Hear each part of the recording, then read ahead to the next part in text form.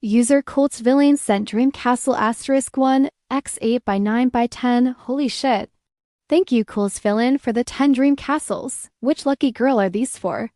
The livestream erupted with celebratory music as Cool's Villain's account leveled up 35 times in an instant. The 5 female streamers on screen stared in shock. What just happened? The host, Shark, quickly scrolled through the gift logs. Cool's Villain's first gift had been a simple, tiny heart, and the recipient was listed as Sleepy Mermaid. Cool's Villain, are these for Sleepy Mermaid?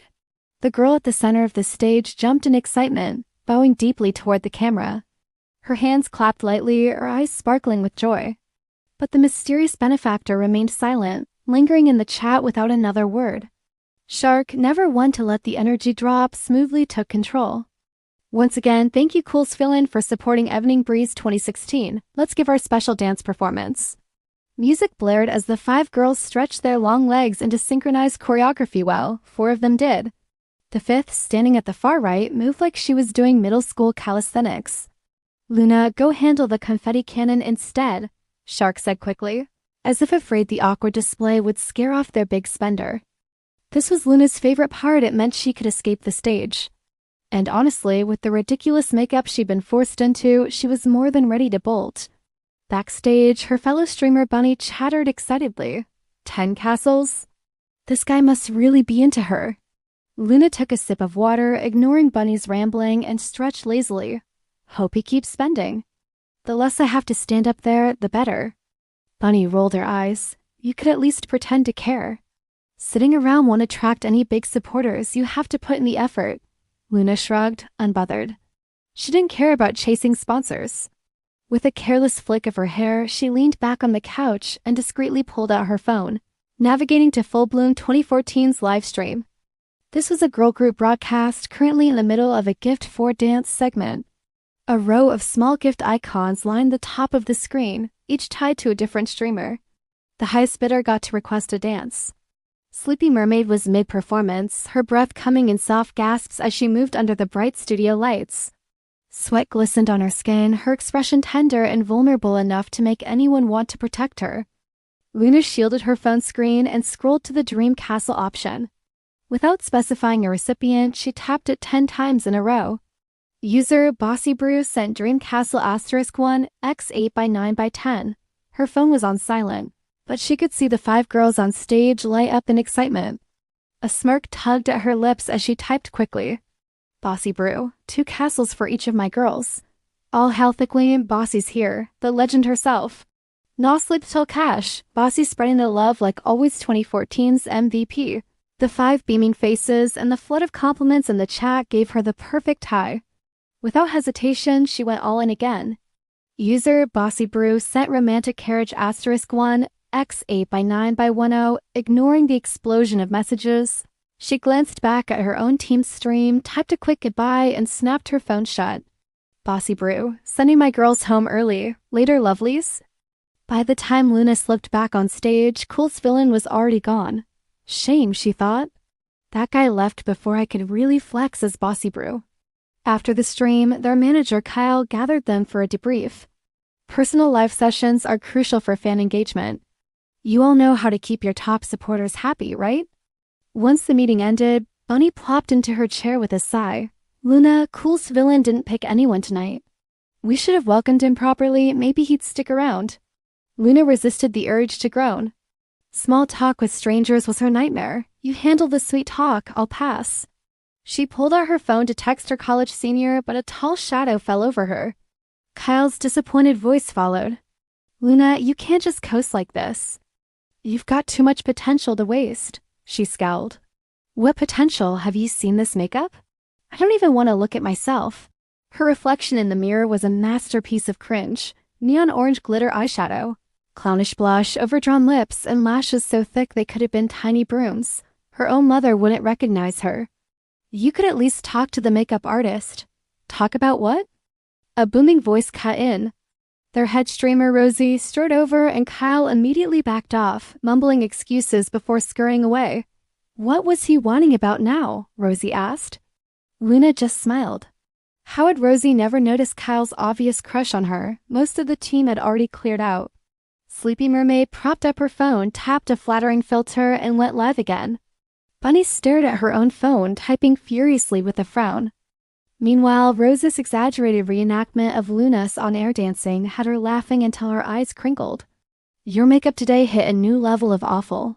Did the stylist get inspiration from a 2008 MySpace page? I swear, Kyle's losing it. Just let me wipe this off and we can grab dinner. A makeup wipe took care of the garish eyeshadow, revealing her natural bright eyes. Luna had large, expressive eyes to begin with. The over-the-top makeup only drowned them out. Her delicate features were never meant for such heavy styling. After washing her face and applying moisturizer, Rosie leaned in with a grin. Look at you. A-list university's campus queen, stuck in the corner of some streaming group. This industry's wild. Luna stood. Let me change and we'll go. As she headed to the dressing room, she caught Sleepy Mermaid's live feed. A sugary voice cooed, "Thank you, coolest villain." So the big spender's here for her, Luna mused. Must be nice having another whale in the fan club. She swapped into a breezy floral dress, already scrolling dinner options for her and her senior. But as she stepped out, Sleepy Mermaid called out, "Luna, I'm treating everyone to bubble tea. Pick your flavor." A delivery bag sat on a chair. Luna scanned the options. She was watching her sugar, so a light jasmine milk tea would do. Only then did she realize she'd walked right into Sleepy Mermaid's frame. Flustered, she ducked her head and retreated to her seat, leaving only her back visible on screen. Bag packed, she turned to wave. "Thanks for the tea, Mermaid. I'm heading out." Sleepy Mermaid beamed. "Don't thank me, coolest villain, paid for everyone. Bye-bye." Damn, a true simp king. Luna clasped her hands and mock bowed toward the camera from afar. "Then thanks, coolest villain. May your wallet never thin." Off-screen, Rosie yelled, "Luna, move it. Coming." With a skip in her step, she disappeared from view. Behind her, Sleepy Mermaid's smile faltered as she checked her screen. Wait, where'd her top donor go? Chapter 2. No mistake, the evening air was cool as Luna Hart walked beneath the canopy of trees lining her neighborhood path, her shadows stretching long under the amber glow of streetlights. Humming softly to herself, she stepped lightly over the cracks in the pavement, her mind still buzzing from dinner with her senior. Then, like clockwork, she saw him again. A tall figure in black athletic wear, a snapback pulled low over his brow, wireless earbuds in place. She'd lost count of how many times their paths had crossed like this, always at night, always while he was running. She'd never gotten a clear look at his face, but his build was unmistakable. Broad shoulders, lean waist, the kind of silhouette that made you look twice. This time, though, he slowed.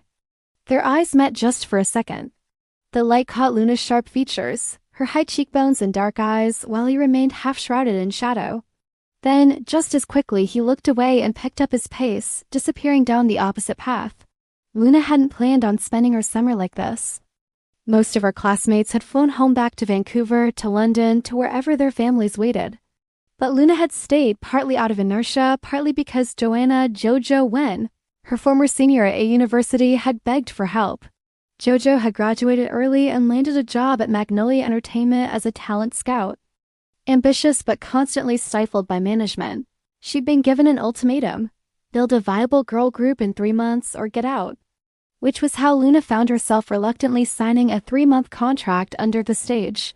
Named Sugar, later rebranded to Kitty when she was transferred to Evening Magnolia 2016, a live streaming team run by the company's veteran manager, Troy Wu. Troy, taking one look at Luna O University's campus sweetheart, music major with a face made for cameras, and immediately relegated her to the background. Too distracting, he'd said. Dizzyfish needs to be the center, so Luna got the clown makeup. Neon eyeshadow, overdrawn lips, lashes so thick they could have been broom bristles. She didn't care. In fact, she turned it into a game. Between streams, she'd de-sneak onto Magnolia 2014's channel JoJo's original project and rain gifts on the girls as Bossy Brew, her anonymous high roller alter ego. There was something delicious about being both the overlooked backup dancer and the mysterious benefactor. Today's stream started like any other. Luna sat through makeup, smiled on cue during the dance requests, and mentally checked out until the PK battles began. The rules were simple. 2 hosts faced off, viewers voted with gifts, and the winner stayed on as champion. Dizzyfish, the team's golden girl, held the current record 36 consecutive wins. She was already on a 9-win streak when Luna was called up as the next challenger, music cued. Luna forced herself into position, bracing for the inevitable humiliation. Then the host, Shark, nearly tripped over his own excitement. Everyone, give it up for Boss Cool, he's in the house. Dizzyfish lit up, waving frantically at the camera. Luna, meanwhile, wished the floor would swallow her whole. All right, folks. Support Dizzyfish with tiny hearts, support Kitty with little notes. 10-second countdown, let's see who takes it. Luna stared at her shoes. Just get it over with. 5, 4, 3, 2, the entire chat exploded. Luna's head snapped up. The PK bar, which should have been a landslide for Dizzyfish, had flipped. Asterisk, user CoolsVillain sent little notes 1 by 20. Shark blinked at the screen. Thank you, Boss Cool, for the, 20 sets of notes, but just to clarify, those are for Kitty. If you meant to support Dizzyfish, you'd want tiny hearts.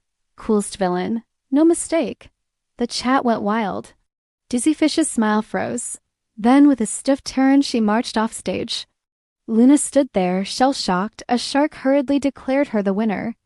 What the hell just happened? The next round only deepened the mystery. Another challenger, another countdown. And again, asterisk, user CoolsVillain sent Tiny Hearts 1x20 explicitly for her. By the time Dizzyfish returned for a rematch, the tension was palpable. Her usual sweet demeanor had sharpened into something icy, especially when another high roller, Vestvent, threw his weight behind her with a flurry of gifts. The countdown began. Luna held her breath. 3, 2. CoolsVillain sent Tiny Hearts 1 by 60, Vestvent sent Little Notes 1. X20, the bar didn't just tip, it obliterated the competition. Holy Kitty takes the win with 6 straight victories. Unbelievable, Shark crowed. Luna's hands flew to her mouth. For a long moment, she just stared at the screen, heart pounding. Then, mechanically, she bowed. Thank you, Boss Cool. But the question burned hotter than the studio lights. Why me? Key adjustments. Pacing and inner monologue, Luna's thoughts are woven in more naturally, with sarcasm and dry humor to match her I don't care facade. Cultural nuances. Gives big-ticket gifts. PK battles retain their livestream terminology but are explained organically. Character voice. Shark equals over-the-top hype man. Dizzyfish equals sweet but petty rival. CoolsVillain equals enigmatic, blunt.